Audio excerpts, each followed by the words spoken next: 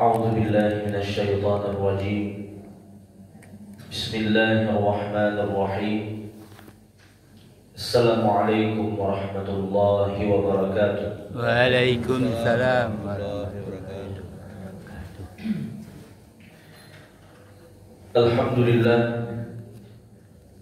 الحمد لله الذي هدانا لهذا وما كنا لنهتدي لولا أن هدانا الله.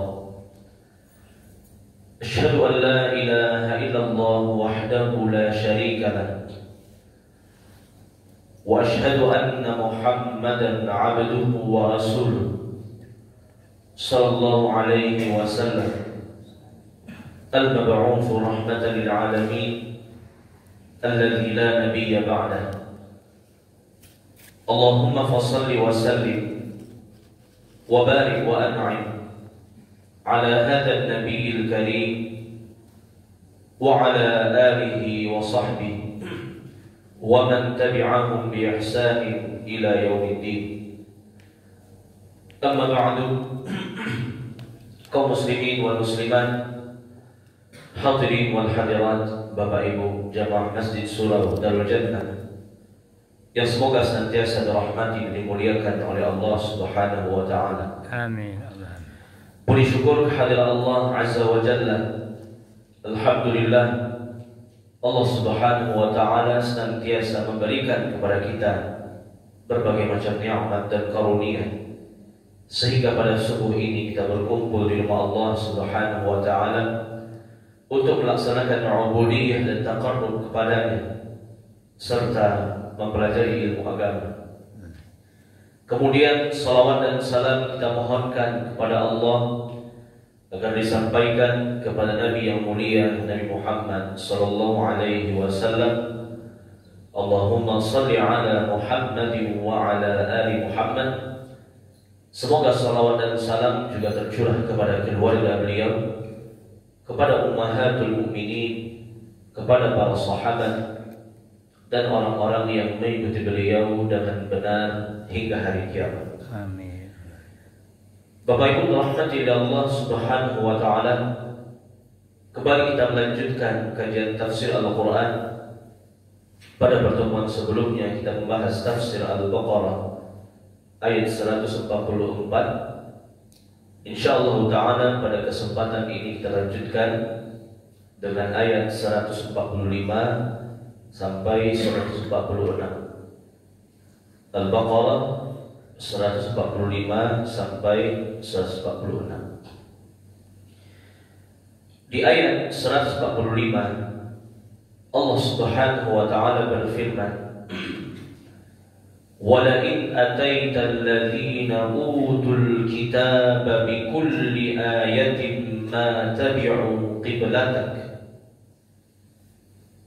وَمَا أَنْتَ بِتَابِعٍ قِبْلَتَهُمْ وَمَا بَعْضُهُمْ بِتَابِعٍ قِبْلَةَ بَعْضٍ وَلَئِنِ اتَّبَعْتَ أَهْوَاءَهُمْ مِنْ بَعْدِ مَا جَاءَكَ مِنَ الْعِلْمِ إِنَّكَ إِذًا لَمِنَ الظَّالِمِينَ. Meskipun engkau wahai Muhammad menjelaskan kepada mereka seluruh ayat kepada orang-orang yang telah diberi kitab itu, mereka tidak akan mengikuti kiblatmu. Dan engkau pun wahai Muhammad tidak akan mengikuti kiblat mereka.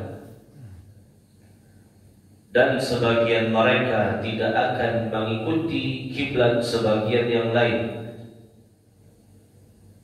Dan apabila engkau mengikuti keinginan mereka setelah petunjuk atau ilmu sampai kepadamu wahai Muhammad, sesungguhnya engkau termasuk orang-orang yang zalim. Bapak Ibu rahmati Allah Subhanahu wa taala, ini masih terkait dengan perbedaan kiblat di masa Rasulullah sallallahu alaihi wasallam, yang mana pada waktu itu kiblat Allah pindahkan dari awalnya ke Baitul Maqdis, Masjid Aqsa, dipindahkan ke Ka'bah, Masjidil Haram yang berada di Makkah. Allah menjelaskan di sini, walain ataital ladzina utul kitab bikulli ayatin ma tabi'u qiblatak. Meskipun seluruh ayat disampaikan kepada mereka orang-orang ahli kitab, wabil khusus orang-orang Yahudi yang tinggal di kota Madinah, ma tabi'u qiblatak, mereka tidak akan mengikuti kiblatmu. Artinya apa? Wahai Muhammad, bagaimanapun kamu menjelaskan bahwasanya perpindahan kiblat ini betul-betul perintah Allah kepada mereka, mereka tidak akan mengikuti kiblatmu. Artinya apa? Kalau sudah seperti ini, tinggalkan. Wa idza khatabahumul jahiluna qalu salama. Apabila orang yang bodoh mendebatmu, jangan debat yang udah gak sehat lagi. Qalu salama, ucapkan salam pada mereka. Salam di sini adalah meninggalkan. Ya, yang penting kamu telah menjelaskan kebenaran, menjelaskan ayat-ayat Allah, menjelaskan perintah Allah, selesai. Mereka mau terima atau tidak, bahkan mereka mencacimu, menghinamu, ya biarkan saja. Wa a'rid 'anil jahilin, kata Allah. Khudhil 'afwa wa'mur bil 'urfi wa a'rid 'anil jahilin. Dalam surah Al-A'raf Allah mengatakan, wahai Muhammad, khudhil 'afwa, lebih banyak memaafkan. Wa'mur bil 'urfi, perintahkan manusia dengan cara yang baik. Wa a'rid 'anil jahilin, dan berpalinglah dari orang-orang yang jahil, orang-orang yang suka cari masalah, orang-orang yang hasad, iri dengki. Wa'rid anhum, berpaling dari mereka. Jangan banyak terlalu berdebat kepada mereka. Karena apa? Ma tabi'u qiblatak, bagaimanapun kamu meyakinkan mereka, mereka tidak akan beriman kepadamu. Mereka tidak akan mengikuti kiblatmu menghadap ke Ka'bah. Mereka akan terus menghinamu, mencacimu, mengolok-olokmu. Biarkan. Wa a'rid 'anil jahilin, berpalinglah dari orang-orang yang bodoh. Wa ma anta bitabi'in qiblatahum, wahai Muhammad, engkau pun juga tidak akan mengikuti kiblat mereka. Artinya apa? Jangan karena terus dihina, dicaci maki, kamu mundur dari kebenaran. Jangan. Ya, tetap berpegang teguh dengan Islam. Wa'tasimu bihablillahi jami'an, berpegang teguh dengan tali Allah, berpegang teguh dengan Islam. Jangan tertipu dengan banyaknya manusia yang mengingkarimu, karena kebenaran itu bukan dengan jumlah, tapi dengan hakikat kebenaran itu. Selagi kamu berpegang teguh dengan Islam, meskipun kamu seorang diri, pegang Islam itu dengan sekuat-kuatnya. Jangan karena banyak orang yang bermaksiat, jangan karena banyak orang yang durhaka pada Allah, kamu ikut terpengaruh.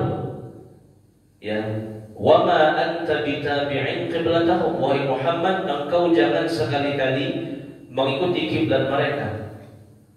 Bahkan Allah mengatakan, wa in tuti' aktsara man fil ardi yudilluka an sabilillah. Apabila kamu, wahai orang-orang beriman, mengikuti kebanyakan manusia, artinya beragama sesuai orang banyak, padahal orang banyak jauh dari Allah, banyak bermaksiat, karena takut dihina, takut dicaci maki, ya sudah, saya tinggalkan agama, saya tinggalkan ibadah. Ya, karena orang trennya seperti ini, ya, zaman sekarang seperti itu, trennya seperti ini. Oh, saya ikut, meninggalkan agama yang selama ini dia pelajari, yang dia amalkan, menandakan imannya enggak kuat. Wa ma anta bitabi'in qiblatahum, Muhammad, meskipun orang Yahudi itu banyak mengingkarimu, jangan goyah, istiqamah di atas Islam. Bahkan terutama di zaman sekarang yang disebut dengan zaman keterasingan, lebih banyak orang yang fasik dibandingkan orang yang taat, lebih banyak orang yang jahil dibandingkan orang yang berilmu, lebih banyak orang yang bermaksiat dibandingkan dengan orang yang beribadah. Jangan goyah. Sebagai muslim yang taat, jangan karena orang gak sholat, kita gak sholat. Jangan karena orang membuka aurat, kita juga membuka aurat. Jangan karena orang menggunakan narkoba, berjudi dan lain sebagainya, kita pun ikut-ikutan. Jangan. Ini dilarang oleh Allah Subhanahu wa ta'ala. Berpegang teguh dengan Islam. Bahkan kata para sahabat, wa in kunta wahdaka, meskipun semua orang di muka bumi ini semuanya kafir, kamu seorang diri orang beriman, jangan ikuti orang yang banyak. Tetap teguh istiqamah memegang Islam meskipun kamu seorang diri. Bada'al Islamu ghariban wa sayaudu ghariban kama bada'a fatuba lil ghuraba. Kata Nabi SAW, Islam itu dimulai dalam kondisi asing. Orang-orang asing aneh melihatnya. Umat Islam di awal-awal jumlahnya sedikit. Wasayaudu ghariban kama bada'a. Dan Islam di akhir zaman akan kembali asing, akan kembali dianggap aneh. Orang yang mengamalkan Islam dianggap sebagai orang yang aneh. Orang yang tidak mengamalkan Islam dianggap sebagai orang yang normal, orang yang bagus, bahkan oleh orang Islam itu sendiri. Fatuba lil ghuraba, beruntunglah orang yang mempertahankan agamanya di masa keterasingan tersebut. Ketika umat Islam itu sendiri membenci agamanya, dia masih tetap teguh dengan agamanya. Tuba lil ghuraba, dia itu beruntung. Dan sebagai ulama mengatakan tuba artinya al-jannah, surga bagi mereka. Orang yang istiqamah dalam agama meskipun banyak manusia yang ingkar, yang bermaksiat kepada Allah Subhanahu wa ta'ala. Bapak Ibu rahmati Allah Subhanahu wa ta'ala. Wa ma ba'duhum bitabi'in qiblata ba'd. Mereka orang-orang kafir itu pun tidak akan mengikuti kiblat sebagian yang lainnya. Artinya apa? Orang-orang yang kafir itu pun sesuai juga dengan akidahnya. Yang Yahudi tidak akan mengikuti Nasrani, yang Nasrani pun juga tidak akan mengikuti Yahudi. Semua sesuai dengan keyakinannya. Innal ladzina farraqu dinahum wa kanu syi'a. Mereka orang-orang di luar Islam adalah orang-orang yang memecah belah agamanya, dan mereka pun berkelompok-kelompok. Janganlah mengikuti mereka orang-orang kafir itu. Wala in ittaba'ta ahwa'ahum min ba'di ma ja'aka minal 'ilm innaka idzan laminal zalimin.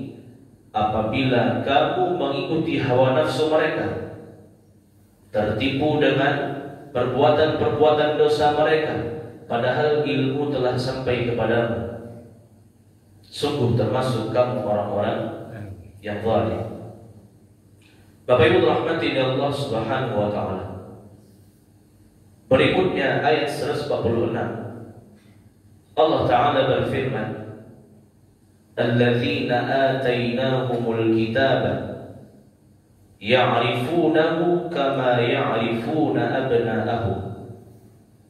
Orang-orang yang Allah berikan kitab, wabil khusus orang-orang Yahudi, ya'rifunahu, mereka mengenal Nabi Muhammad sallallahu alaihi wasallam, kama ya'rifuna abna'ahum, sebagaimana mereka mengenal anak-anak mereka.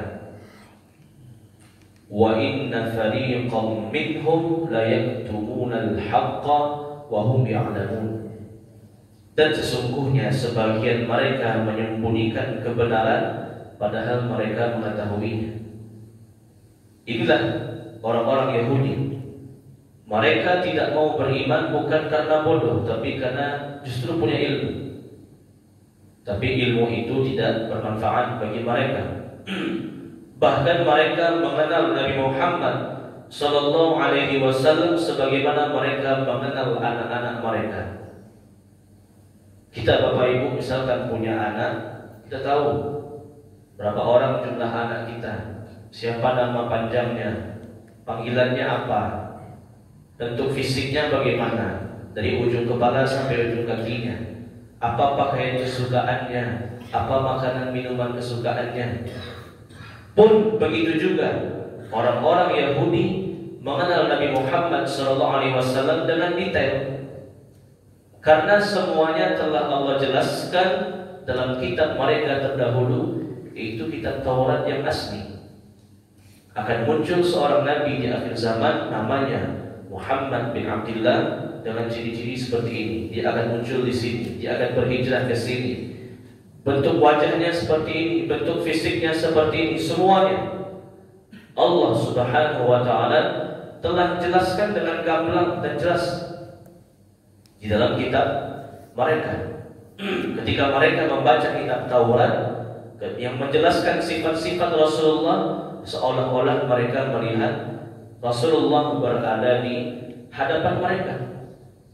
Makanya ketika Nabi pertama kali hijrah ke kota Madinah, orang-orang Yahudi semuanya berhamburan datang melihat datangnya Rasulullah Sallallahu Alaihi Wasallam sambil membawa kitab Taurat. Mereka lihat sama ada ciri Muhammad yang muncul ini, yang aku sebagai Nabi, dengan yang terdapat dalam kitab Taurat mereka.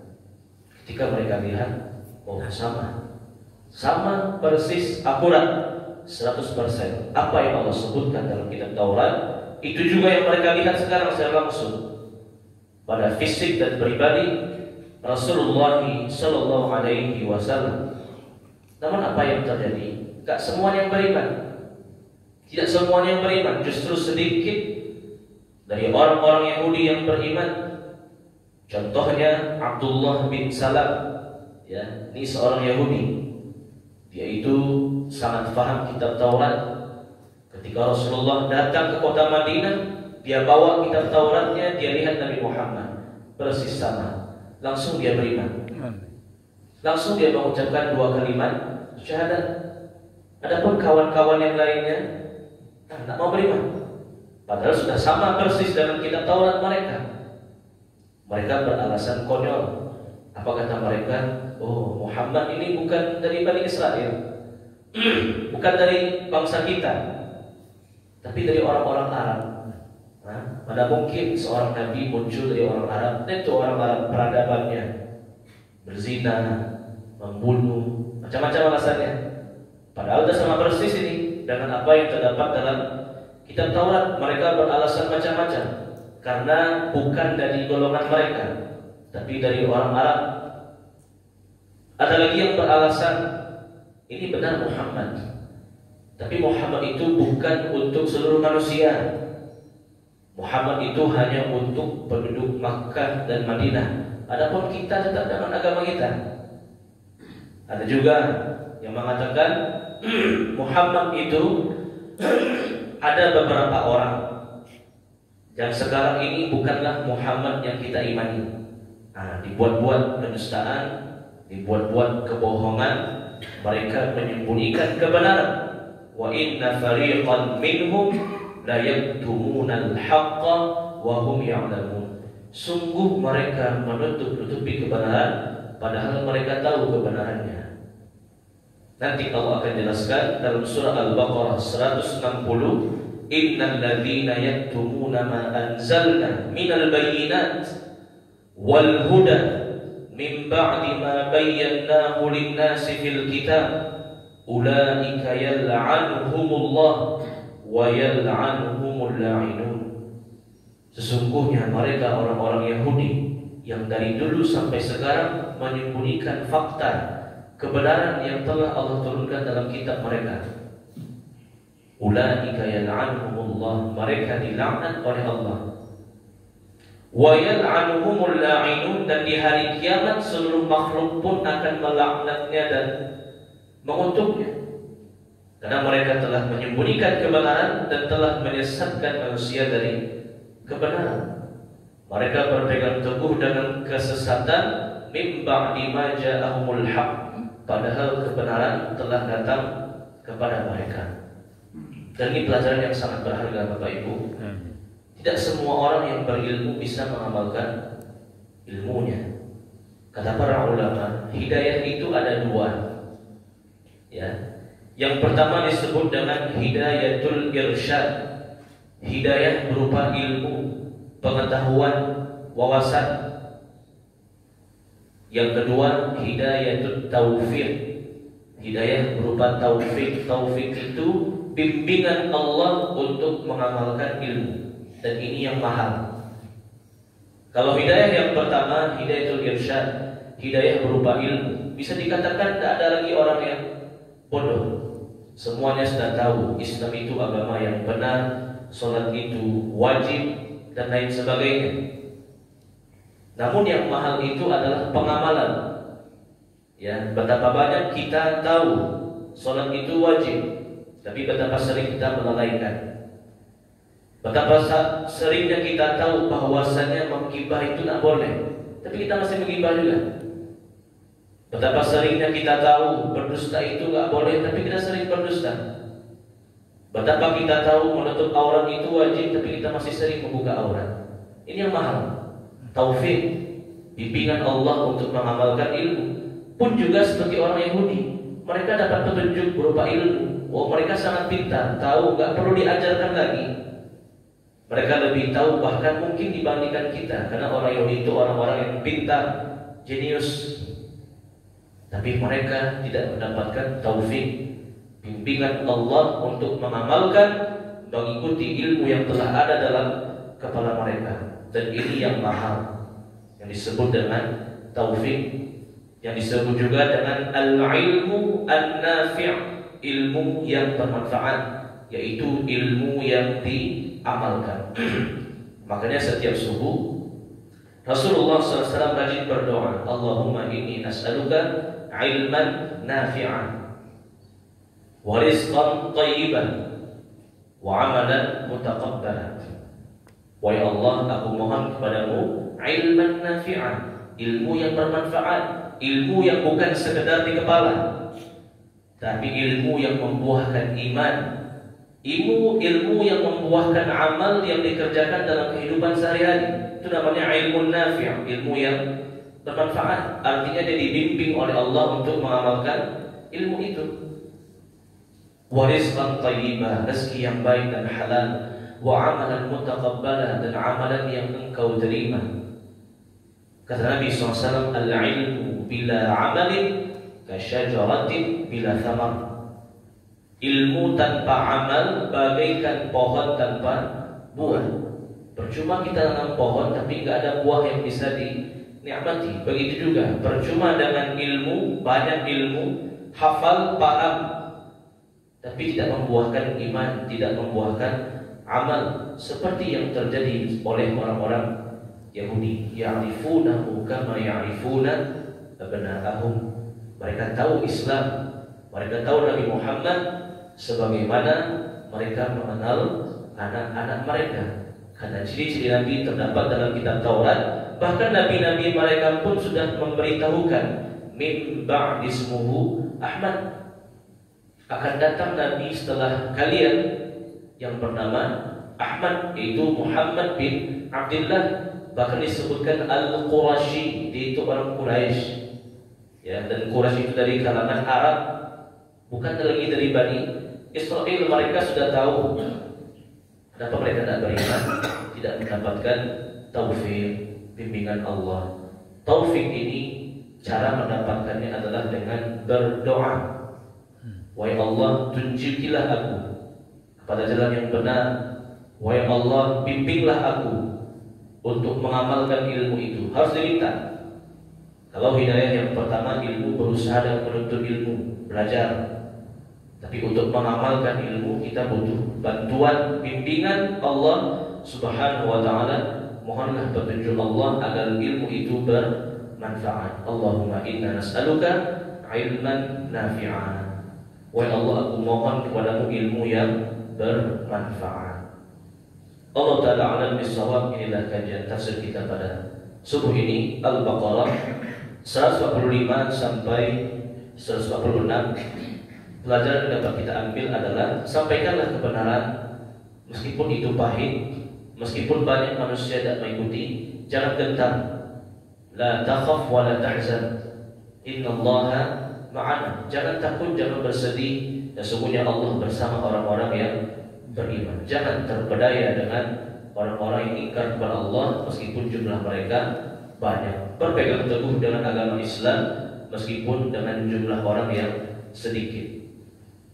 Yang kedua adalah orang-orang ahli kitab, mereka orang-orang yang berilmu, terutama orang-orang Yahudi. Namun ilmu mereka tidak membuahkan amal karena mereka tidak mendapatkan taufik bimbingan dari Allah. Agar mendapatkan taufik, kita minta kepada Allah, sering-sering berdoa, meminta petunjuk bimbingan dari Allah Subhanahu wa taala agar ilmu itu bermanfaat. Amin.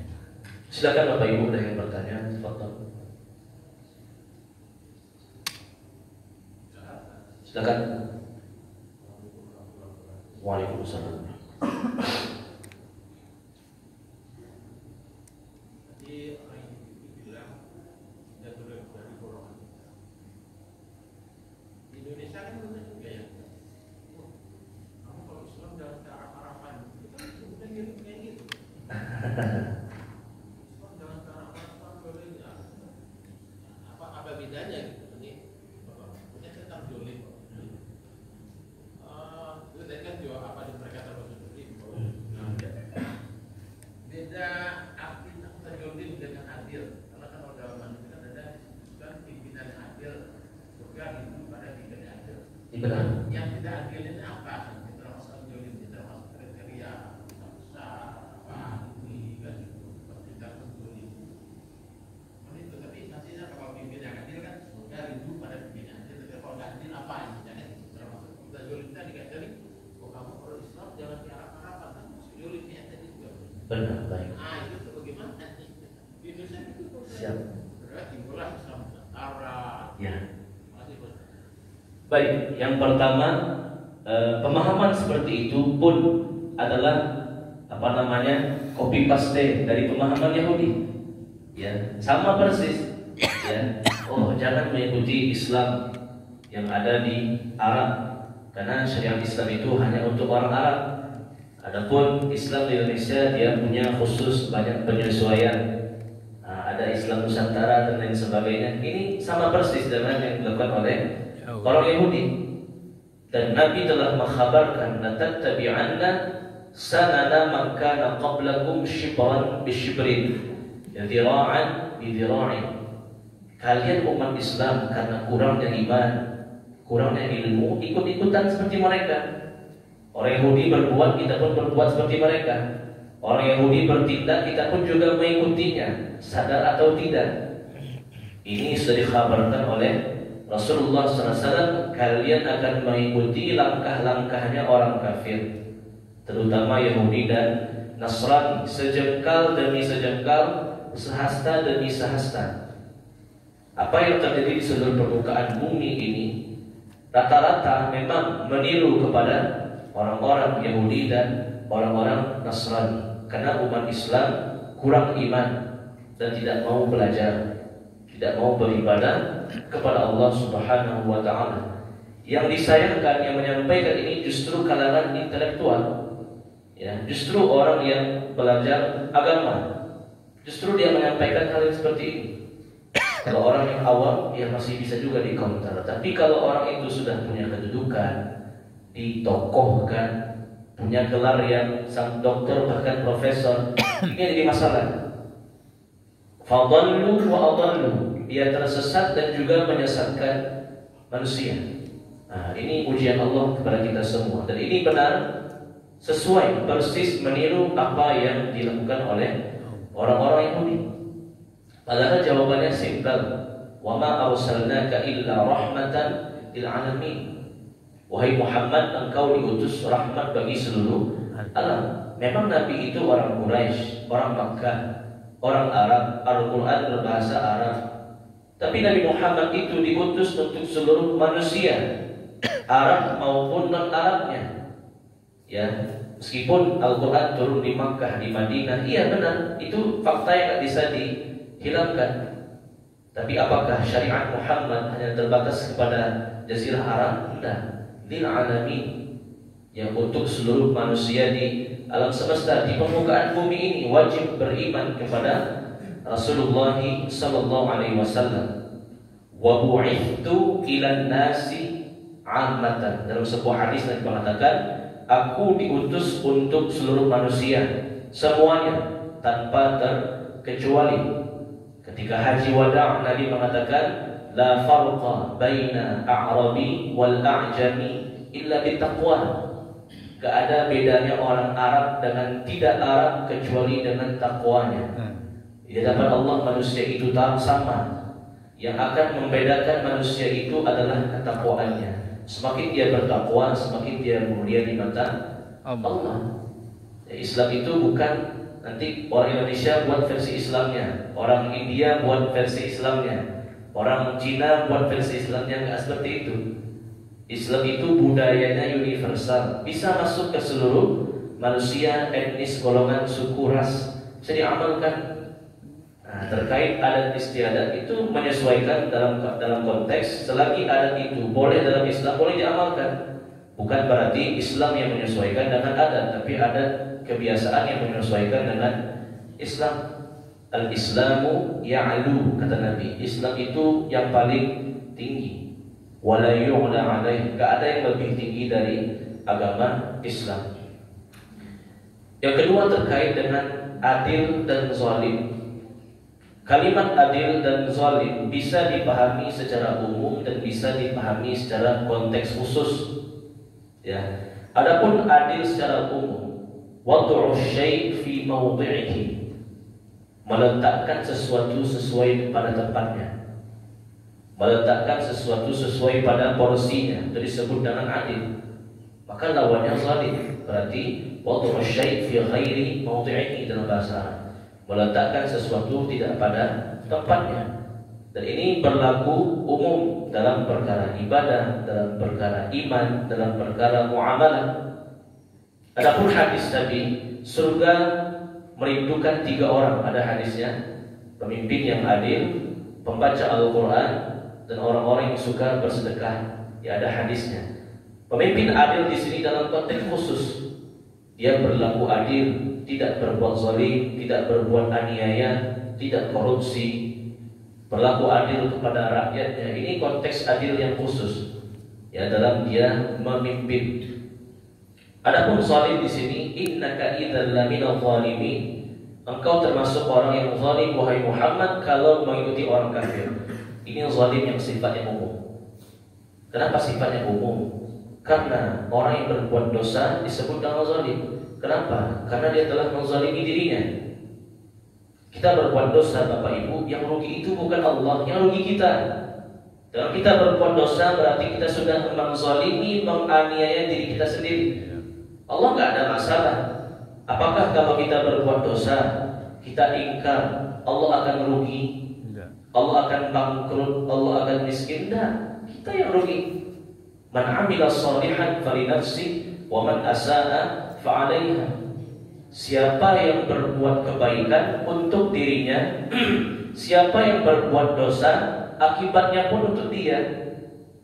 Innallaha la yadhlimun nasa syai'a walakinnan nasa anfusahum yadhlimun. Allah itu tak pernah menganiaya hambanya, namun hamba itu sendiri yang menganiaya dirinya. Jangan berbuat dosa, kita yang rugi, kita nanti yang masuk neraka. Adapun Allah nggak ada efeknya. Bahkan dalam hadis qudsi Rasulullah SAW bersabda bahwasanya Allah berfirman, ya ibadi, law anna awwalakum wa akhirakum wa insakum wa jinnakum kanu ala afjari qalbi rajulin wahidin minkum ma naqasa dzalika min mulki syai'an. Wahai seluruh hamba-hambaku, Allah memanggil seluruh makhluknya, manusia, jin, hewan, semua makhluk yang di alam semesta. Seandainya kalian semua kafir, tidak satupun di antara kalian yang beriman, semuanya kafir, ingkar pada Allah. Tidak ada satu orang pun, satu manusia pun yang beriman. Ma naqasa dzalika min mulki syai'an. Ingkarnya kalian tidak akan mengurangi kerajaanku sedikit pun. Apakah Allah menjadi miskin, menjadi rugi, menjadi bangkrut? Tidak. Ya, siapa yang merugi? Kita. Kita yang berbuat dosa, kita yang merugi. Dalam kita berbuat dosa, timbangan keburukan menjadi berat. Kalau timbangan keburukan jadi berat apa? Masuk neraka. Man khaffat mawazinuhu fa ummuhu hawiyah. Orang yang ringan timbangan kebaikannya, berat timbangan keburukannya, fa ummuhu hawiyah. Tempatnya di hawiyah, yaitu api neraka, narun hamiyah, api yang membakar. Nah, ini konteks zalim yang sifatnya umum. Zalim itu bisa bermacam-macam. Zalim kepada Allah bisa juga dengan apa? Berbuat syirik, itu zalim kepada Allah. Karena Allah itu haknya diibadahi, tidak boleh dipersekutukan. Orang berbuat syirik, dia berarti dia berbuat zalim kepada Allah. Orang yang berbuat maksiat, zalimun li nafsi, berarti dia telah menzalimi dirinya. Orang yang mencuri, korupsi dan lain sebagainya, zalimun li ghairi, berarti dia zalim kepada orang lain. Menzalimi hak manusia, menzalimi hak makhluk. Jadi bisa dipahami seperti itu. Apa konteksnya? Bisa dipahami dengan konteks yang umum, baik itu kalimat adil maupun zalim, dan juga bisa dipahami secara konteks yang khusus, baik kalimat adil maupun zalim. Bagaimana tahu cara konteks umum khususnya? Dengan terus belajar. Ada hadis Al-Quran, baca tafsirnya, baca terjemahannya, bisa kita ketahui apa konteks dari kalimat adil dan zalim tersebut. Ya, Allah a'lam bishawab.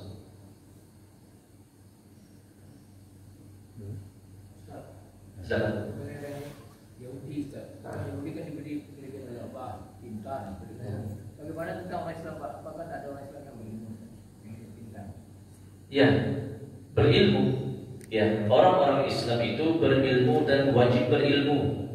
Ya, bukankah ayat yang pertama kali Allah turunkan, Iqra, ya, bacalah, menunjukkan ya orang Islam itu dia harus senantiasa menambah ilmunya dengan membaca, dengan meneliti. Fa'lam annahu la ilaha illallah. Fa'lam, ketahuilah. Untuk mengetahui tentu ada proses menuntut ilmu, dengan menghadiri, dengan belajar. Innamal ilmu bitta'allum, kata Nabi. Ilmu itu dengan mempelajarinya. Apakah kita berpangku tangan saja di rumah? Oh, saya berharap pada Allah, Allah anugerahkan kepadaku ilmu. Semoga di kepalaku masuk Al-Quran 30 juz, masuk hadis Nabi semuanya, kitab Imam Bukhari, Muslim, Tirmidzi, Abu Dawud, An-Nasai, Ibnu Majah, langsung masuk di kepala gitu saja. Nah, innamal ilmu bitta'allum. Ilmu itu dengan menuntutnya. Dan kata para ulama, semakin seorang itu menuntut ilmu akan semakin bertambah kecerdasannya. Kenapa orang-orang Islam mereka jahil? Karena nggak dimanfaatkan pikirannya, hatinya untuk menuntut ilmu agama. Lebih sibuk dengan ilmu dunia. Sebenarnya kedua-duanya bagus, ilmu agama bagus, ilmu dunia bagus. Cuma kita pada anggapan ilmu agama itu untuk para alim saja. Ya, ilmu agama itu untuk anak sekolah pondok pesantren, anak sekolah Islam, kuliah di UIN atau STAI. Ilmu agama itu semuanya. Thalabul ilmi fardhatun ala kulli muslim. Setiap muslim sesuai dengan kemampuannya wajib menuntut ilmu. Dalam menghadiri pengajian, dengan membaca buku dan lain sebagainya. Apalagi sekarang pengajian itu ada yang offline, banyak juga yang online. Di sosial media, di Facebook, Instagram, TikTok, di internet banyak sekali pertebaran ilmu. Nah, cuman kita yang kurang dalam menuntut ilmu. Kita lebih sibuk dalam perkara-perkara yang tidak bermanfaat, bahkan dalam perkara-perkara dosa, sehingga kita dikurangi kepintaran kita oleh Allah. Ya'maluna as-su' bijahalah. Allah menyebutkan pelaku maksiat dengan orang yang jahalah, orang yang bodoh. Karena maksiat itu kalau dirutinkan akan membodohkan pikiran kita. Di samping merugikan kita, kita akan menjadi orang yang bodoh. Nah, tapi kalau kita rajin beribadah, rajin membaca Al-Quran, rajin menuntut ilmu, maka Allah akan memberikan ilmu dan kita akan semakin pintar dan semakin cerdas. Ya, apalagi fakta yang tak bisa kita tutupi, bangsa kita itu sangat kurang literasinya, rendah literasi, rendah dalam masalah membaca. Lebih suka baca apa?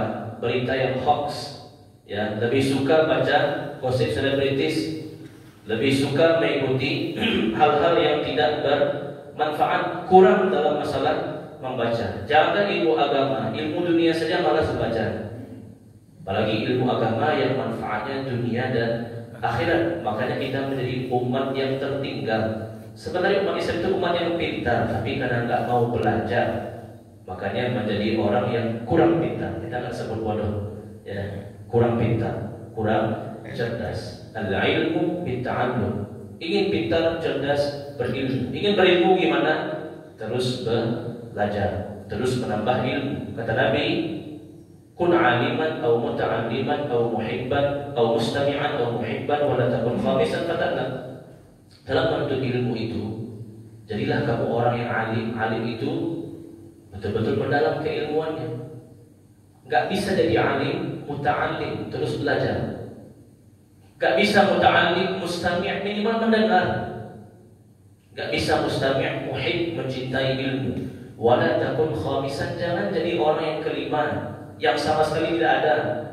Alim pun tidak, belajar pun malas, dengar pun tak mau, bahkan dia membenci ilmu. Makanya kita diuji oleh Allah dengan kemunduran, keterbelakangan, karena kita sendiri yang tak mau belajar. Padahal Allah perintahkan, Iqra bismi rabbikal ladzi khalaq. Bacalah dengan nama Tuhanmu yang telah menciptakan.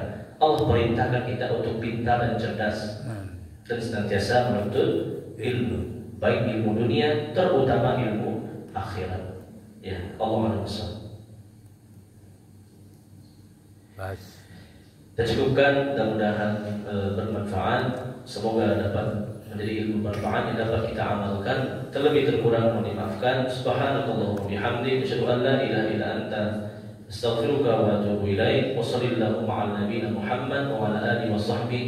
Wa akhiru da'wana alhamdulillahi rabbil alamin. Wabillahi taufiq wal hidayah. Assalamualaikum warahmatullahi wabarakatuh. Waalaikumsalam warahmatullahi wabarakatuh. Terus tadi ceramah Pak Ustaz Sultan, semoga bisa manfaatnya bagi kami. Pak Ujong, Allahu Akbar. Ini dia orang-orang yang